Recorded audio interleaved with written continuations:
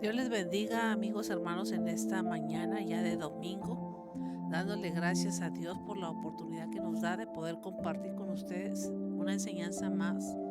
Estamos en nuestra unidad titulada El Evangelio de Juan y la clase que tenemos el día de hoy, el tema es Jesús oró por los suyos y está la base bíblica de esta lección en el capítulo 17 de San Juan.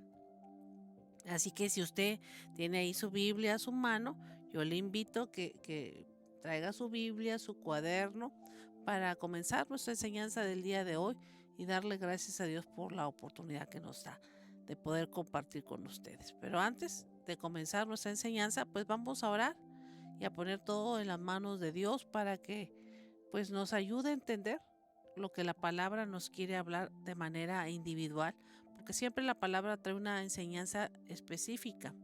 Así que lo que usted oiga en esa mañana va a ser algo que Dios le quiere revelar a su espíritu, a su vida, y pues para corregir y para seguir en lo que estamos haciendo de manera que a Dios le agrada.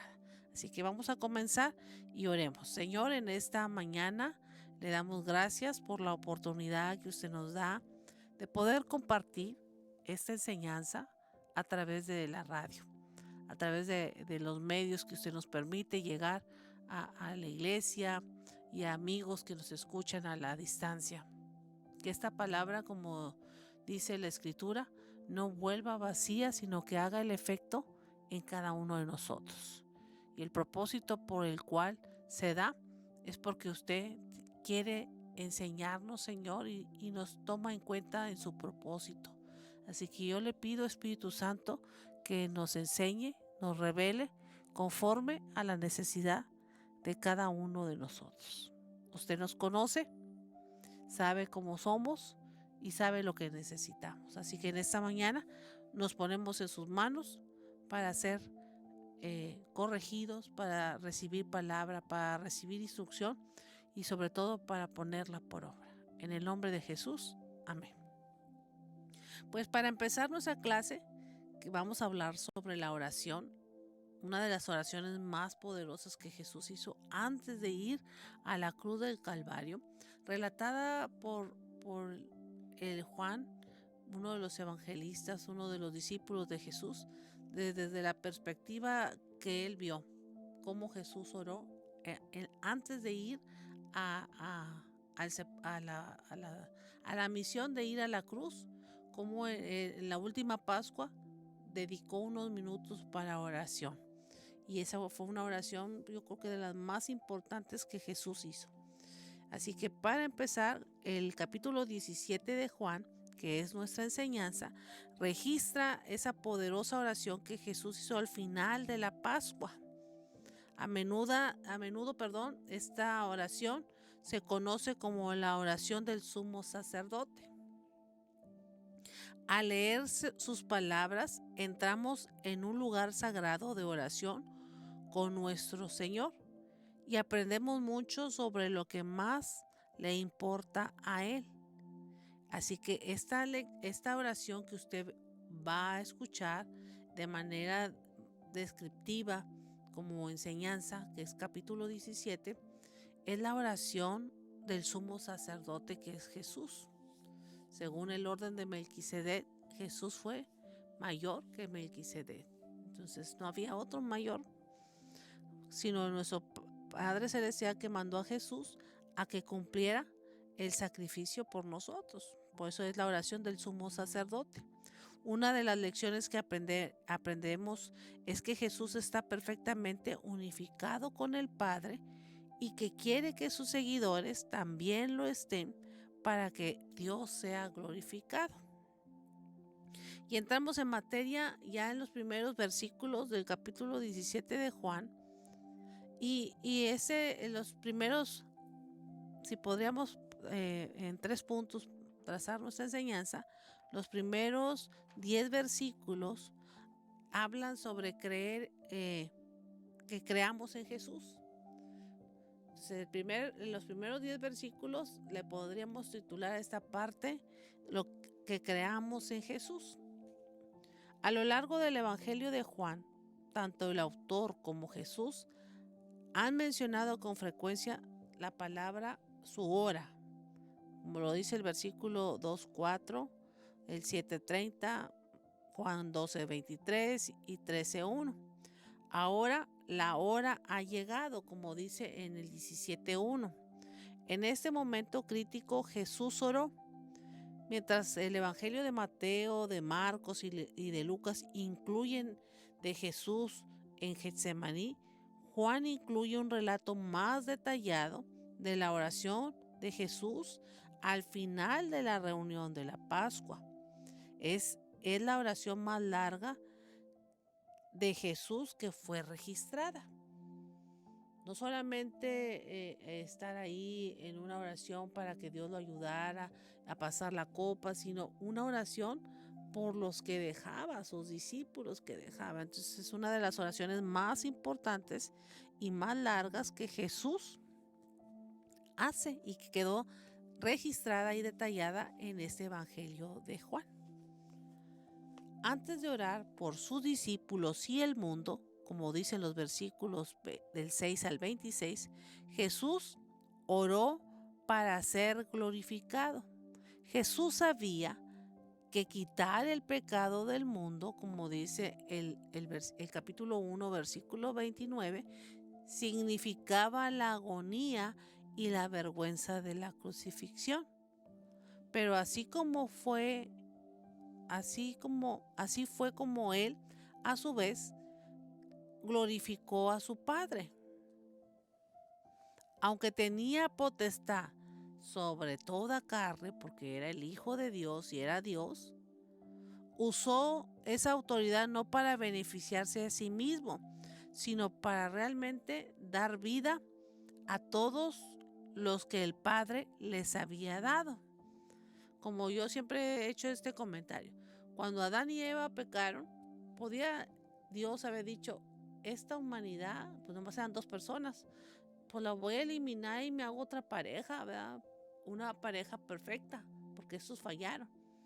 Pero ahí entra el plan de redención, donde Jesús entra a dar vida para otra vez reconectarnos con Dios, con el Padre, para volvernos a reconciliar con Él, sin tener que eliminarnos como lo podía haber hecho al principio cuando falló el hombre.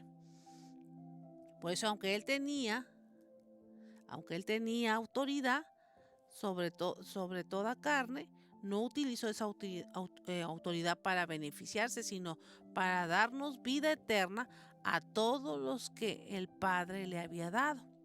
El versículo 2, eso lo dice. Jesús dejó claro que la clave para la vida eterna es que te conozcan a ti, hablando del Padre, el único Dios verdadero, y a Jesucristo a quien has enviado. Cuando el hombre falló, inmediatamente Dios sacó el plan B para redimir a la humanidad de las consecuencias de la desobediencia o del pecado. Así que el Padre, al sacar el plan B, que era que Jesús viniera, es que lo conocieran a Él, que se reconciliaran con Él. ¿Quién lo iba a hacer? Solamente el Hijo de Dios, que vino a morir por nuestros pecados. Queda bien claro en este versículo 2 que la vida eterna es que te conozcan a ti, el único Dios verdadero, y a Jesucristo a quien has enviado. La palabra o el concepto de conocer a Dios implica una relación personal y hace eco al pacto íntimo del Antiguo Testamento, como lo describe el profeta Jeremías en el capítulo 31, versículos 33 y 34. Conocer a Jesús es la única manera de conocer al Padre, como dice Juan 1, 14 y 18. El que conoce al Hijo, conoce al Padre. El que tiene al Hijo, tiene al Padre.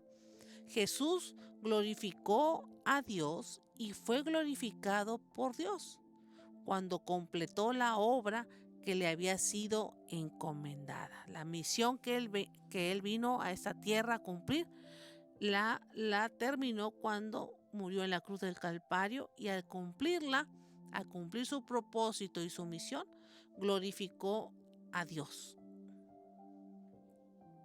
Jesús estaba con Dios en el principio. Él era el Hijo de Dios, Él era Dios mismo, como dice Génesis 1:1 y versículo 2.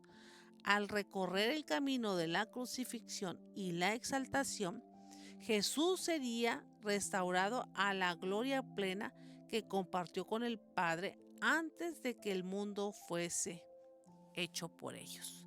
Así que Jesús, volvemos al principio, al Edén, a la creación, cuando Dios hizo puso el orden, todas las cosas y creó la humanidad y creó las tinieblas y puso orden en el caos que había en esa tierra. Ahí estaba presente el Hijo, Jesús, y el Espíritu Santo.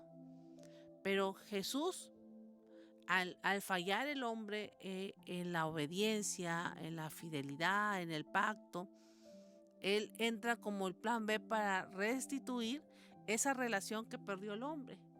Entonces, al venir a cumplir esa misión a la tierra, nuevamente regresa a su lugar de origen, que era a la gloria que tenía con el Padre. Y eso lo podemos ver en el versículo 5. Jesús reveló a sus seguidores quién era Dios, como dice el versículo 6 y el versículo 18 del capítulo 1.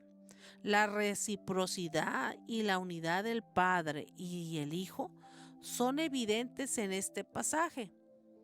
Esta descripción de la doble pertenencia debe haber sido una fuente de aliento y de confianza para que los discípulos que pronto serían enviados a su propia misión tuvieran la fe y la confianza de que el que los envió era realmente hijo de Dios y pertenecía a Dios. Voy a darle lectura al versículo 6. He manifestado tu nombre a los hombres que del mundo me diste. Tuyos eran y me los diste y han guardado tu palabra.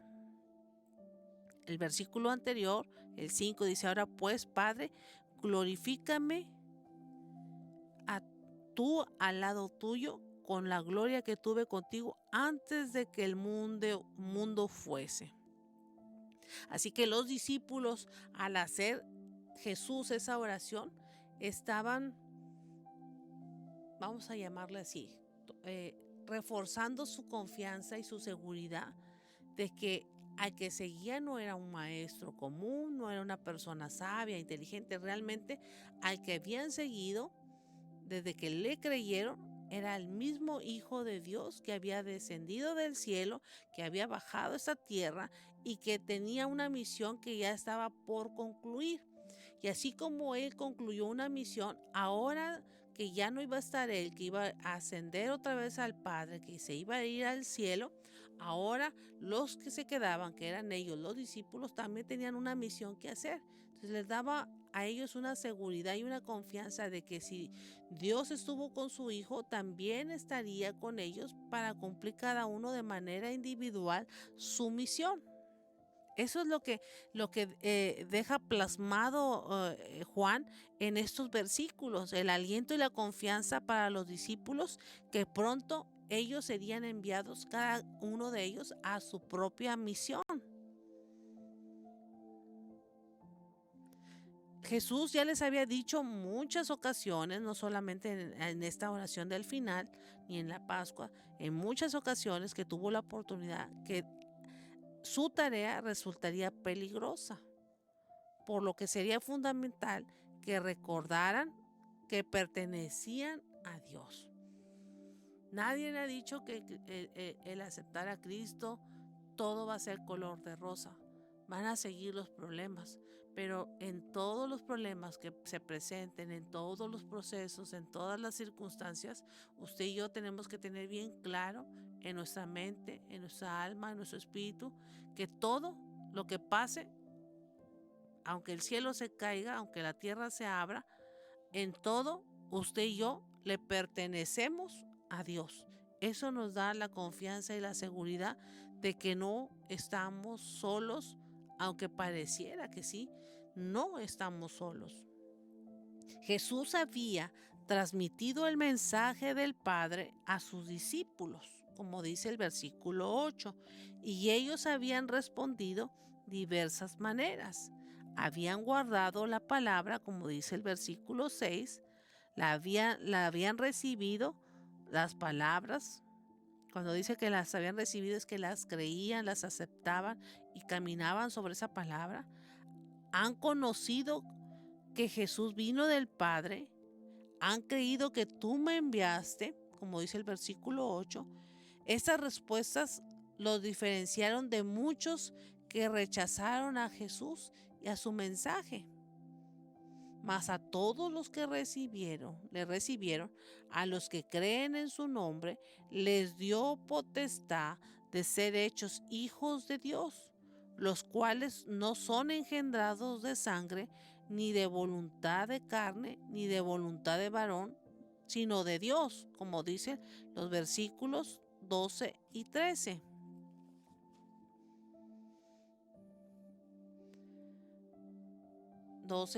Dice, cuando yo estaba con ellos en el mundo, yo los guardaba en tu nombre. A los que me diste, yo los guardé y ninguno de ellos se perdió, sino el hijo de perdición, para que las escrituras se cumpliesen. Todo lo tuyo es mío, todo lo mío es tuyo y todo lo tuyo es mío, y en todo lo tuyo he sido glorificado. Ya no estoy en el mundo, mas estos están en el mundo y yo voy a ti, Padre Santo. A los que me has dado, guárdalos en tu nombre para que sean uno como nosotros. El versículo 8 dice, porque las palabras que me diste las he dado, ellos las recibieron, han conocido verdaderamente que salí de ti y han creído que tú me enviaste.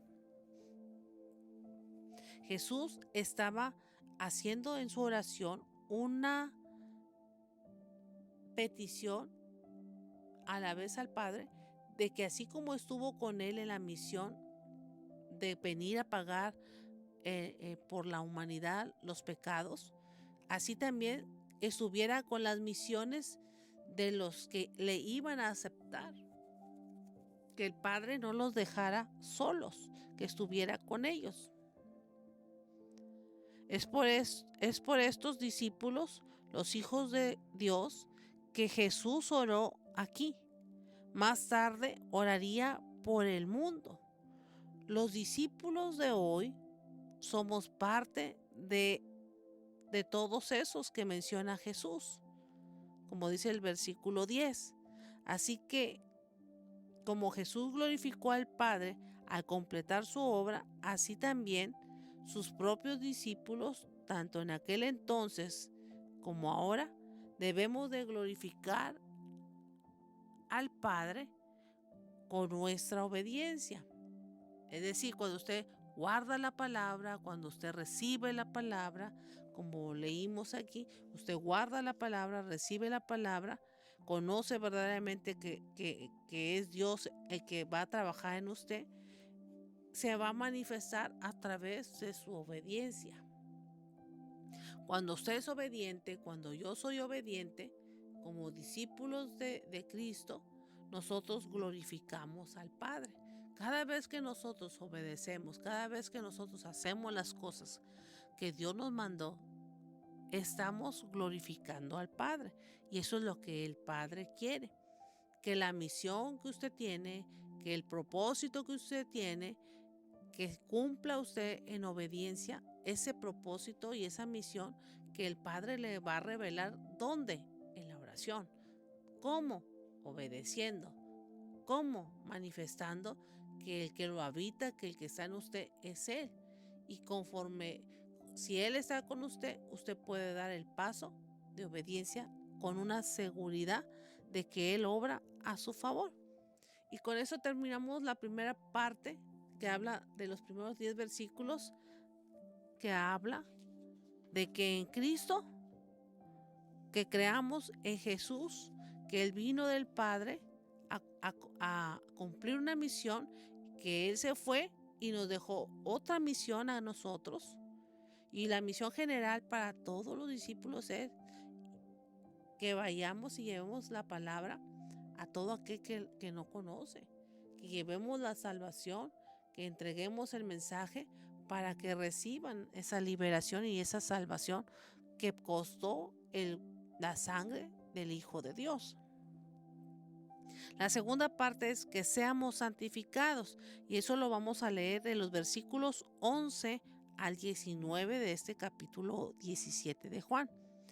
¿Qué es que seamos santificados? Que no somos del mundo. Vivimos en un mundo, pero no seguimos el sistema del mundo.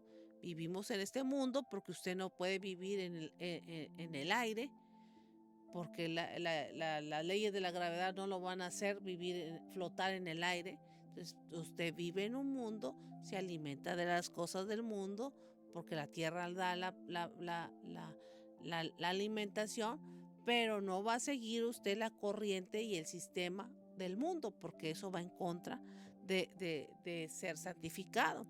Santificados por la verdad y que no seamos como el mundo. La palabra santificación significa apartado para un propósito, separado para hacer un objetivo, una misión, para llevar a cabo un objetivo, para llevar a cabo una misión, para llevar a cabo un propósito. Entonces, cuando la Biblia dice que conocemos a Cristo como nuestro Salvador, del mundo donde vivíamos, donde habitábamos, del sistema terrenal, somos apartados para hacer ese propósito, apartados, separados del sistema, separados de la costumbre del mundo, del rol del mundo, para llevar lo que Cristo nos encomienda. Juan había hablado extensamente con sus discípulos, Jesús había hablado extensamente con sus discípulos acerca de su partida en los capítulos que estuvimos estudiando, del 13 al 16 del capítulo de Juan. Ahí había hablado de que él se iba a ir, que él iba a partir. Los discípulos no entendían, porque todo lo entendían de manera literal. Todavía no comprendían todo lo que Jesús decía. Hasta que pasaron las cosas, comenzaron como a aterrizar el mensaje que Jesús les dio. Ellos habían hecho preguntas, pero no podían asimilarlo todo. Preguntaban ciertas cosas, pero no podían entenderlo todo. Ahora Jesús, sabiendo de primera mano lo que enfrentarían en el mundo, intercedió por ellos, y sus principales peticiones que hizo Jesús por sus discípulos antes de ir a la cruz, en la última cena, en la Pascua, fueron por protección y unidad. Esa fue la oración principal, o las dos peticiones que Jesús hizo al Padre por sus discípulos: protección y unidad. Protégelos con el poder de tu nombre, como dice el versículo 17 en la versión Traducción Viviente. Protégelos con el poder de tu nombre. Jesús oró principalmente para que los discípulos tuvieran protección espiritual que los mantuviera fieles a su nombre, al nombre de Jesús, fieles a la salvación, fieles al haber recibido el amor del Padre, fieles en tener una comunión con el Padre, fieles en tener una relación con Él, fieles en buscar continuamente su rostro, fieles en querer conocerlo como es Él, escudriñando la Escritura. Por eso dice: protégelos con el poder de tu nombre, para que la protección espiritual pueda manifestarse. Ellos necesitan tener una relación contigo. No precisamente hablaba de una protección física contra algún daño. Jesús menciona a Judas Iscariote como el único discípulo que se perdió, no porque Jesús no lo protegiera, sino porque era hijo de perdición. para que las escrituras se cumplieran. Y aquí este versículo, el versículo 11, a mí me dice que hay hijos que van a ser para salvación y hijos que van a ser para perdición. Solamente en la soberanía de Dios, Dios va a permitir quien sea para salvación y quien sea para perdición. Porque Judas estuvo entre los 12. Judas recibió el mismo mensaje. Judas comió de la misma mesa.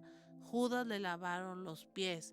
Judas escuchó las mismas enseñanzas. Judas vio los milagros.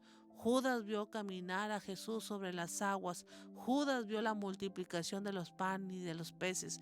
Judas vio cuando resucitó a los muertos. Judas vio todos los milagros y señales que Jesús hizo, y las palabras que venían del Padre también las escuchó él. Pero aún estando dentro de los 12 discípulos, él ya estaba para perdición. Y yo siempre menciono este pasaje porque Dios conoce la intención del corazón. Cuando realmente quiere recibirlo a Él o lo ha recibido a Él con todo su corazón, sin poner de pretexto nada. La intención del mago que viene ahí en el libro de Hechos, cuando Pedro lo descubre, Simón el mago, que le dice: tu corazón no es bueno, tu intención no es bueno. Anduvo con el evangelista Felipe, se bautizó, estuvo con los que se bautizaron, con los que vieron los milagros cuando el evangelista Felipe llegó ahí a Samaria, a Judea y Samaria, y aún estando ahí dentro de la población cristiana, de la iglesia cristiana, de la comunidad cristiana, el corazón de Simón el mago no estaba rendido realmente a Dios, no estaba rendido a Cristo. Realmente decía que lo aceptaba, andaba entre ellos, se bautizó, vio los milagros, vio las señales, pero cuando llega Pedro y pone manos y recibe el Espíritu Santo, la avaricia incontrolable y la maldad que había en su corazón, la intención, salió a la luz. Menciono esto porque en la oración de Jesús, que habla de sus discípulos y de los que habrían de creer, Jesús habla de una protección espiritual. Y el único que no pudo entrar dentro de esa protección espiritual fue Judas, que ya había determinado en su corazón vender al maestro. Entonces este pasaje de la oración nos dice que hay gente que no va a ser para salvación, va a ser para perdición. Judas ya era infiel. Jesús estaba a punto de regresar al Padre, dejando a sus discípulos atrás en un mundo que lo odiaba a él. Y si odiaban a Jesús, pues también lo iban a odiar a los discípulos. Y si odiaban a los discípulos, también nos van a odiar a nosotros. Por eso, llene su vasija, llene su alma, su espíritu de la presencia de Dios, porque el enemigo le va a hacer guerra. El enemigo va a venir contra usted. Pero cuando usted y yo estamos llenos de la presencia de Dios, dice la palabra, ninguna arma forjada contra nosotros prosperará, y esa es la herencia de los hijos y de los siervos de Jehová. Así que, ¿cómo no va a prosperar ninguna arma cuando usted y yo tenemos presencia de Dios en nuestra vida? Y esa presencia, ¿por qué viene? Porque hubo uno que ya intercedió por nosotros por protección espiritual. Guárdalos, líbralos, están en tus manos, yo los pongo, consérvamelos, los que me diste y los que han de creer. Ellos necesitaban esa protección espiritual, los discípulos en ese momento, porque todavía no era quitado Jesús, pero cuando fuera quitado, el mundo se les iba a caer encima. Por eso necesitaban la protección espiritual.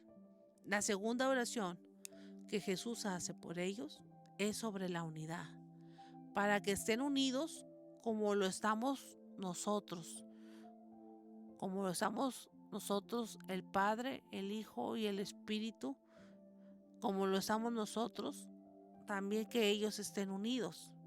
Por eso, como que no checa que los hermanos de cualquier denominación cristiana se vean como enemigos, ¿verdad? Porque es el mismo Dios que murió por las denominaciones diferentes que hay ahora.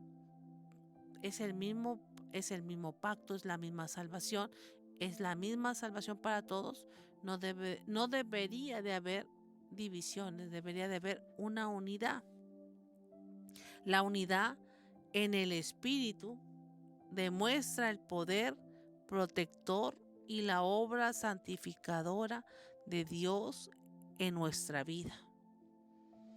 O sea, que cuando hay división, cuando no hay acuerdo entre los hermanos, realmente estamos manifestando que el que nos habita pues no ha hecho la salvación completa, no ha hecho el trabajo, no le hemos permitido que haga el trabajo completo en nosotros, que trabaje en nosotros. La obra santificadora de Dios en nuestra vida no está completa, faltaría, porque eso es lo que hace la unidad, demostrar el poder protector y la obra santificadora de Dios en cada uno de nosotros. La unidad proporciona un fuerte testimonio al mundo cuando nuestras relaciones reflejan la unidad del Padre y del Hijo. Si quienes observan a los cristianos de hoy no pueden ver una diferencia en la calidad de nuestro amor y nuestra unidad, trágicamente, pues lo siento mucho, pero su testimonio ha fallado. Entonces la Biblia dice, el apóstol Pablo dijo que somos cartas leídas. Usted y yo somos cartas leídas. No podemos decir que tenemos al Hijo cuando odiamos a nuestro hermano o nuestra hermana o nos cae mal o simplemente mejor no le hablo para no pecar, ¿no? Debemos de amar. La Biblia dice que debemos de amar hasta a nuestros enemigos. Y si amamos a nuestros enemigos, pues debemos de amar más a nuestros hermanos. Ya los versículos 15 al 19 nos habla de ser santificados en la verdad. En el tiempo de Jesús había grupos en Judea que protestaban por la manera en que se manejaba el templo y se retiraban del judaísmo popular para permanecer santos. A veces eso incluía abandonar las ciudades para crear nuevas comunidades aisladas. Pero Jesús no pide ese tipo de reacción. O sea, usted no va a decir, yo me voy a santificar y no quiero que nadie me toque porque todos son pecadores, porque tienen costumbres malas, porque esto no va de acuerdo a lo que Dios dice. Debemos de crear el vínculo de la unidad, que no debemos de reaccionar como lo que yo hablé aquí, de esos ciertos grupos que había, que para no contaminarse, porque ya algunos hermanos están metiendo mundo a la iglesia, ¿verdad? Nos aislamos y nosotros nomás tenemos la verdad y ellos que se pierdan. No, aquí dice que no debemos de reaccionar así, que debemos de procurar la armonía y la unidad, que esa es la palabra de Dios que nos une. De hecho, Jesús envió a sus discípulos al mundo tal como el Padre los había enviado a él. ¿A dónde? Al mundo. ¿A qué? A dar testimonio, a hablar la palabra para que el que no conociera la verdad y la verdad lo hiciera libre. Dios es la definición de la santidad. El Padre Santo había apartado a Jesús como santo y lo había enviado al mundo. Eso lo dice Juan 10:36. Aquí Jesús, en perfecta unidad con su Padre, oró para que sus discípulos también fueran santificados por la verdad de Dios. Al enviarlos al mundo, no los envió para que se perdieran, sino para llevar el mensaje de la verdad, de la luz, para que llevara quien pudiera libertarlos y quebrantar esas cadenas, el poder de la salvación. Ellos eran los indicados de llevar esas buenas nuevas, como lo somos nosotros el día de hoy. En el versículo 17, Jesús señaló la palabra de Dios como la fuente de la verdad y un medio de santificación, lo que significa ser consagrado y apartado como santo. Voy a darle lectura al versículo 17. Santificaos en tu verdad, tu palabra es la verdad. Entonces, si cambiáramos el texto, parafraseáramos el texto, santificados en tu verdad, diríamos, santificaos por medio de tu palabra, que es la verdad. Y la palabra de Dios, que es el logos escrito, es un rema que nos va a traer vida. Entonces, todo lo que es Dios escrito. La Biblia es Dios escrito para que tú lo conozcas.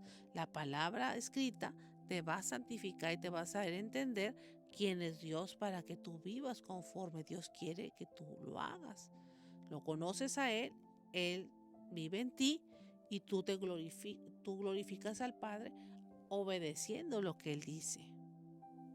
Eso es lo que nos dice el versículo 17. Dios mismo es la fuente de nuestra santificación. Lo que está consagrado y apartado, eso es santo. Necesitamos estar inmersos, sumergidos en la palabra de Dios para mantenernos a salvo del maligno. ¿Por qué cree usted las recomendaciones de ir todos los días a la palabra? ¿Por qué cuando Dios en el desierto se presentó a su pueblo Israel en el desierto, por qué cree que el maná se tenía que recoger a diario? Porque su alma, así como se alimentaba su cuerpo, el alma y nuestro espíritu necesitan alimentarse de Dios. ¿Para qué? Para que la imagen de Dios, que usted come palabra, se forje dentro de usted, el hombre espiritual, para que cuando usted vaya y hable las palabras de Dios, tengan efectos sobre la gente. Para que cuando usted hable las palabras de Dios, rompan cadenas. Para que cuando usted hable las palabras de Dios, quebranten yugos. Para que cuando usted hable las palabras de Dios que están en usted, porque ya se las comió cuando leyó la palabra, cuando la meditó, cuando la estudió, haga la obra que necesita ser manifestada por su boca, por sus labios, por su persona, porque Dios Espíritu está dentro de usted y necesita sus manos, necesita sus pies, necesita su boca para manifestar esa palabra que va a traer libertad a los cautivos.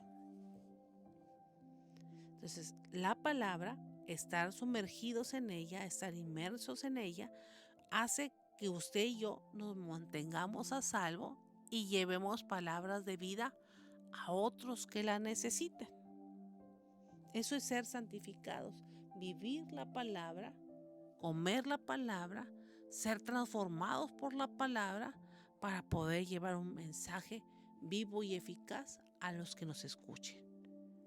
Por último, que seamos uno, habla sobre la unidad, la última parte de los versículos del capítulo 17, que abarca de los versículos 20 al 26. Estos últimos 6 versículos hablan sobre la unidad, que seamos uno, la unidad perfecta.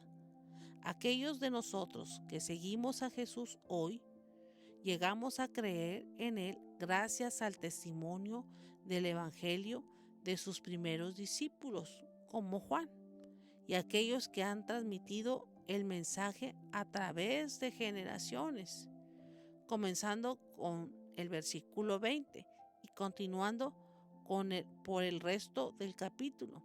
Jesús oró por estos seguidores a lo largo de los siglos, porque esa palabra y esa oración gravita en los tiempos, amigos hermanos. La oración que Jesús hizo, consérvalos, guárdalos, a los que tengo y a los que van a creer, gravita en el espacio. Por eso ha sido ha gravitado por generaciones y por tiempos.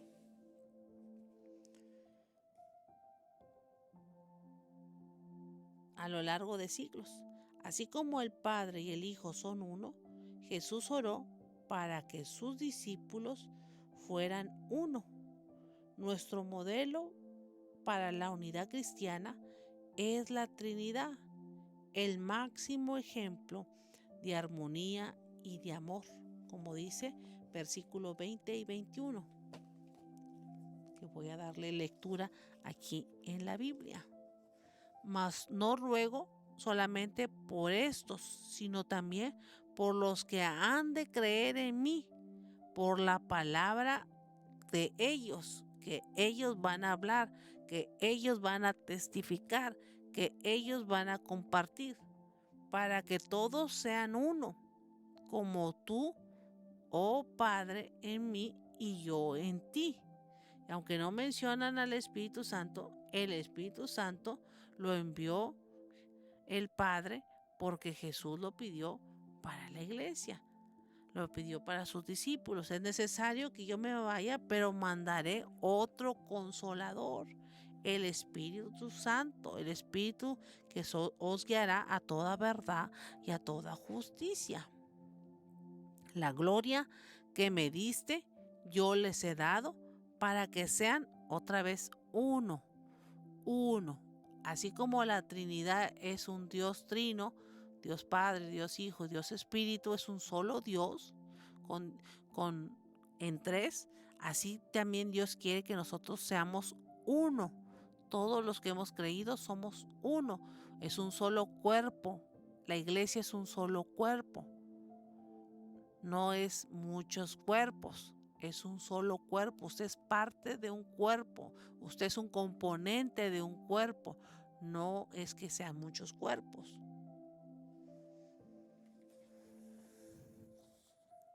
Así que el ejemplo de la armonía, de la unidad de la Trinidad, es un ejemplo que nos deja a nosotros que podemos permanecer unidos en un solo cuerpo. Aunque la tercera persona de la Trinidad no se menciona explícitamente en ese pasaje, Jesús ya había enseñado a sus discípulos acerca del papel del Espíritu Santo entre ellos. El propósito misional de esta unidad piadosa que se manifiesta entre los cristianos es que el mundo crea que Jesús es verdaderamente el Hijo de Dios. Jesús había dado a sus discípulos la gloria que el Padre le había dado a él. Para que vean que Jesús nos ha dado de esa gloria que el Padre le dio, como dice el versículo 22. Al comienzo de su evangelio, Juan explicó: aquel verbo fue hecho carne, habitó entre nosotros y vimos su gloria, gloria como del unigénito del Padre. Esta es una característica clave de la obra de Jesús, revelar la gloria del Padre. Y así como Jesús reveló la gloria del Padre y le hemos aceptado nosotros como nuestro Salvador, ahora nosotros, como hijos de Dios, también tenemos que revelar esa gloria del Padre en nosotros, que son las manifestaciones del Espíritu Santo en nuestra vida. Operaciones, manifestaciones, gloria, presencia en las diferentes operaciones que el Espíritu Santo hace a través de nosotros, en las que el milagro, la señal, las maravillas, la salvación y la liberación de la gente que está poseída, todo eso es para glorificar al Padre, no para que usted se la crea. Todo lo que usted hace para servir a Dios es para manifestar la presencia de Dios que opera a través de su vida. Pero al final debemos de darle la gloria al Padre, porque esas obras que se hacen de servicio o esas obras que hacemos de servicio deben de darle gloria a Él. Toda la gloria es para Dios. Usted debe de entender, amigo y hermano, que no a nosotros, dice la palabra, no a nosotros, sino a tu nombre sea la gloria. Revelar la gloria de Dios. Esta revelación conduce a una sola cosa, a la unidad cristiana, como dice 2 de Corintios 3:18. A medida que somos transformados, su gloriosa imagen, reflejamos mejor la imagen de Dios a nuestro mundo. Es decir, cada vez que usted va a la presencia de Dios, cada vez que usted manifiesta a Dios, al Dios que lo posee, al Dios que está dentro de usted, lo manifiesta, somos transformados a la imagen de Dios y reflejamos realmente a quién le pertenecemos. Y eso es lo que la gente va a ver de usted. No lo va a ver por sus méritos suyos, no lo va a ver porque usted sea muy buena gente. Lo que van a ver en usted es que realmente tiene a Dios adentro. Tiene Dios. Lo que hace es de Dios. Realmente Él le pertenece. Eso es lo que la gente va a mirar. Este hombre, esta mujer, realmente tiene Dios adentro de él. Lo que él dice que le pertenece a Dios, lo está demostrando. Los versículos 23 al 26 de Juan 17 habla de la unidad con Jesús por la eternidad. Él se fue a preparar un lugar para usted y para mí, para estar con Él por una eternidad. Luego Jesús se volvió hacia el futuro lejano, orando por sus seguidores para que donde Él esté, también nosotros estemos con Él. Dice, donde yo estoy, también ellos estén conmigo, como dice el versículo 24. Él les había informado a sus discípulos más temprano esa noche que iría a preparar un lugar para ellos y luego cuando todo estuviera listo, volveré para llevarlos, para que siempre estén conmigo donde yo esté. Veremos a Jesús en toda su gloria y autoridad que compartió con el Padre y que lo amó desde la fundación del mundo. Eso dice en el versículo 24. Padre, aquellos que me has dado, quiero que donde yo estoy, también ellos estén conmigo, para que vean mi gloria que me has dado, porque me has amado desde antes de la fundación del mundo. San Juan 3:16 dice, porque de tal manera amó Dios al mundo que ha dado a su Hijo unigénito, para que todo aquel que en él crea no se pierda, mas tenga vida eterna. Pero lo que me llama a mí la atención del texto que todo mundo conocemos, que es el corazón de la Biblia, dice, porque de tal manera amó Dios al mundo, o sea, a la humanidad, a los que Él hizo conforme a su imagen, a su semejanza, que le dijo al Hijo, ve y rescátalos, ve y haz la misión de ir a la tierra para rescatarlos, para redimirlos. Y el Hijo en obediencia vino y pagó el precio por usted y por mí. Ahora que ya había cumplido la misión, dijo, yo he preparado un lugar para que donde yo esté, todos los que crean en mi nombre estén juntamente conmigo y vean la gloria que tú me has dado, Padre. El mundo no conoce a Dios. Por eso es tan importante que los seguidores de Jesús reflejen su gloria a través de la unidad con Jesús, con el Padre y con el Espíritu Santo. Jesús dijo que había revelado a Dios a sus discípulos y que seguiría haciéndolo. Eso dice en el versículo 26. Qué amor tan asombroso demostraría Jesús durante las siguientes horas. cuando habiendo amado a los suyos que estaban en el mundo, los amó hasta el fin, como dice 13:1 de Juan. Hasta el fin de sus días, hasta ese día los amó. Sigo leyendo acá la Biblia. Padre justo, el mundo no te ha conocido, pero yo te he conocido. Y estos, refiriéndose a los discípulos, también te han conocido y han conocido que tú me enviaste. Yo les he dado a conocer tu nombre y lo daré a conocer aún, para que el amor con que tú me has amado esté en ellos y yo en ellos. Hasta el último momento, Jesús demostró ese amor inquebrantable por la humanidad, que se dio a sí mismo para sacrificarse por usted y por mí. El Padre, ese amor, se lo compartió en su misión que Él tenía para redimir a la humanidad. ¿Qué nos dice Dios en esta enseñanza? Debemos orar por nosotros mismos como lo hizo Jesús, deseando glorificar al Padre con nuestra obediencia fiel.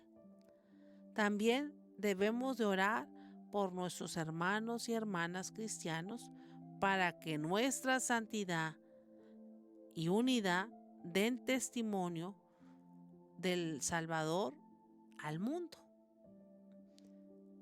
Bebamos libremente y con frecuencia de la fuente de la verdad de Dios, que es su palabra, pidiéndole que nos proteja del maligno y que nos capacite para la batalla espiritual.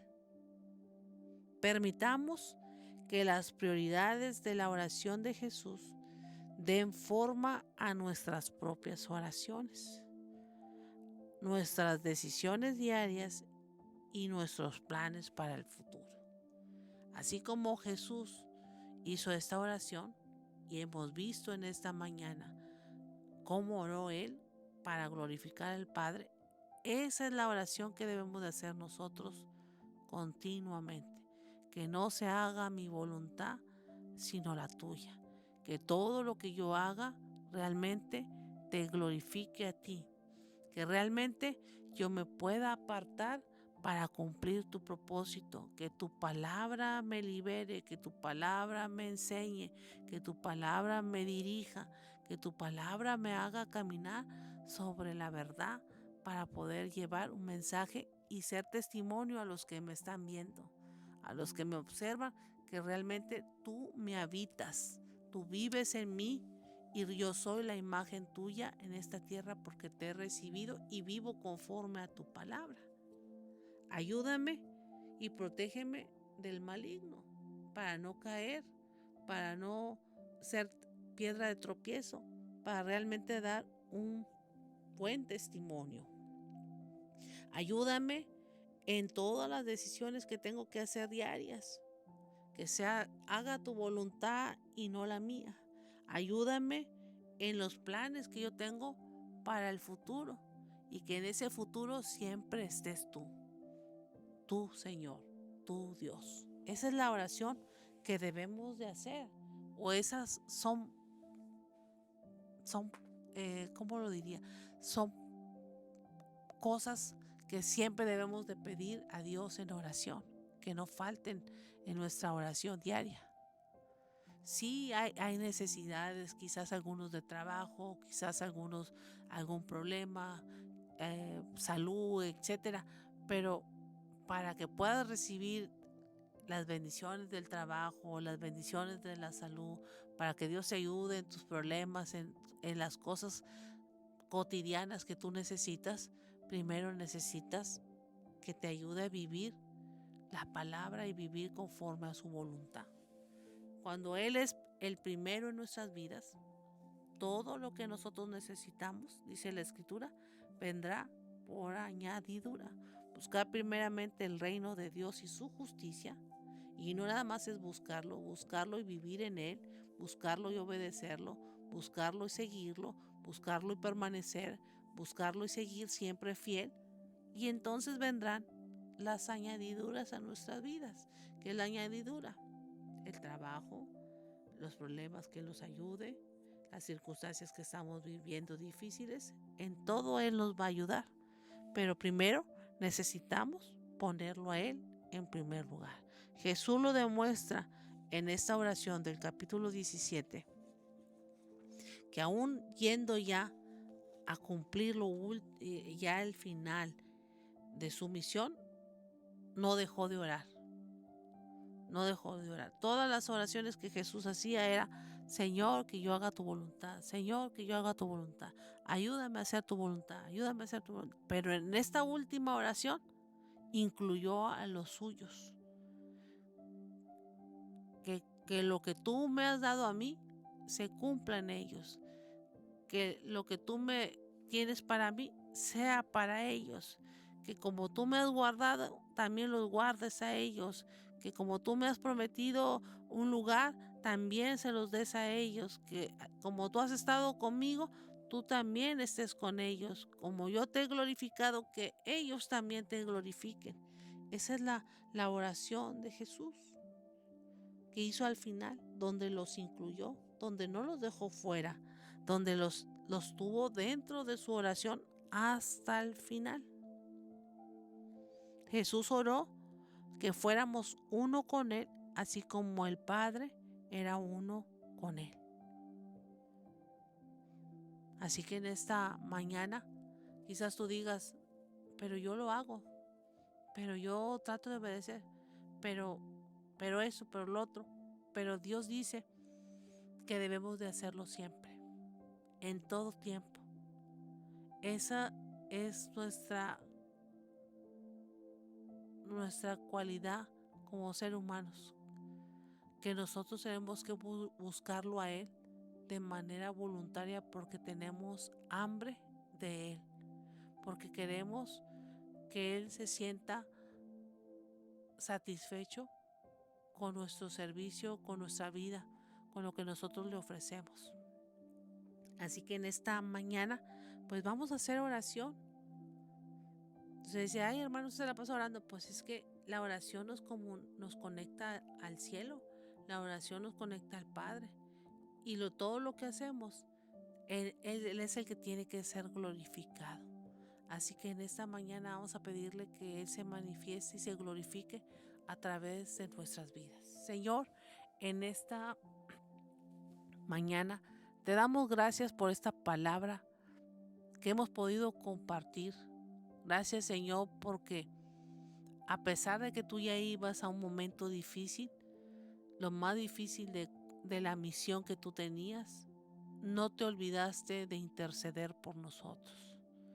Hasta el final seguiste intercediendo por nosotros. Aún gravitó el tiempo y esa oración sigue viva en la atmósfera y en los tiempos para los discípulos de hoy, para nosotros, para la iglesia de hoy. Que el lugar que tú tienes preparado, ahí también estamos incluidos nosotros.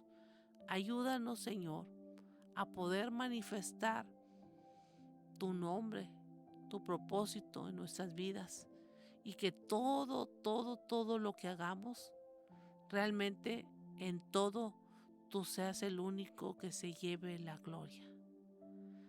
Que podamos ser usados como instrumentos, como vasos útiles en tus manos todas las veces que tú quieras. Que podamos decir, como dijo inmediatamente Saulo: ¿qué quieres que yo haga? Cuando le llamaste. Que cuando tú nos hables, Señor, podamos decir, inmediatamente responder sin titubear: ¿qué quieres que yo haga, Señor? Que podamos ser entendidos como la tribu de Isaacar, entendidos en los tiempos, entender los tiempos que vivimos y saber cómo actuar, de manera que sincronicemos nuestras palabras y nuestros hechos con tu santa voluntad. Ayúdanos, Señor, porque solamente tú puedes ayudarnos. De ti dependemos. Llénanos con tu Santo Espíritu. Trae ese discernimiento, Señor, que tanto necesitamos para saber actuar. Fortalece nuestras vidas. Fortalécenos a cada uno de nosotros para orar como conviene y para actuar como tú ya has determinado que lo hagamos.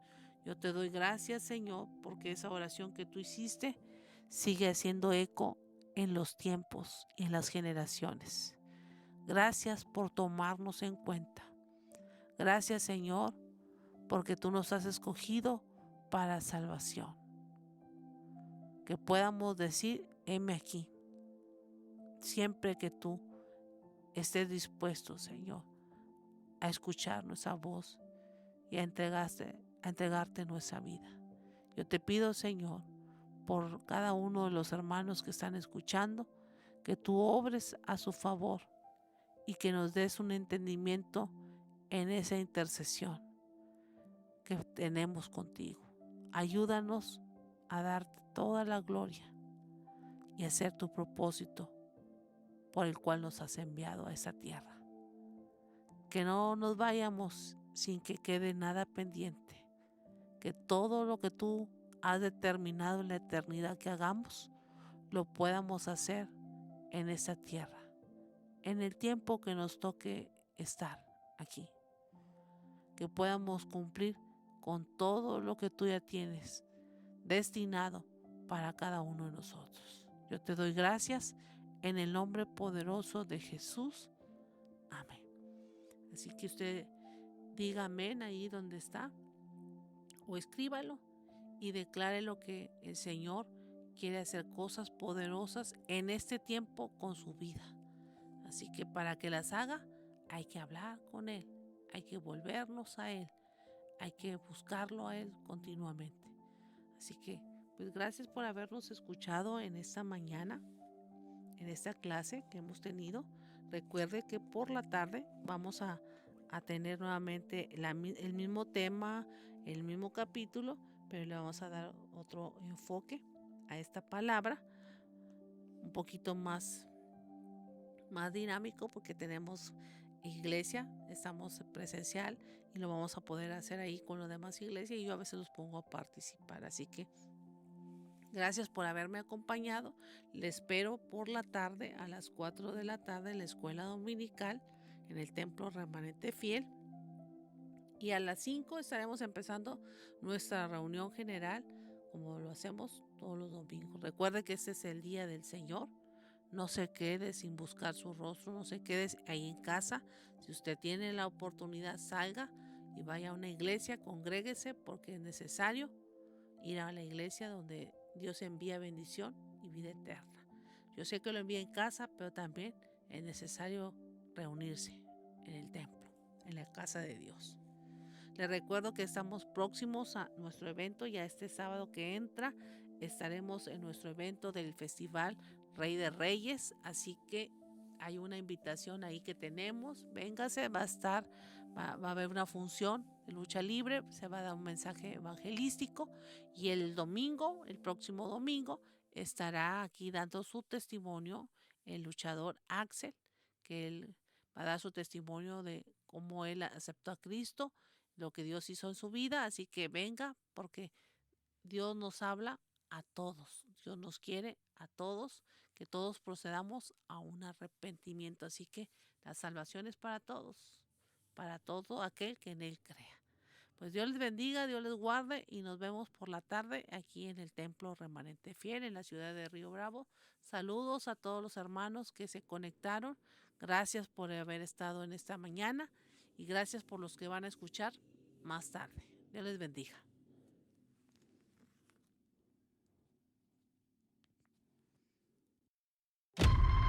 Estás escuchando tu estación cristiana, Jesucristo, rompiendo límites, desde Río Bravo, Tamaulipas, México.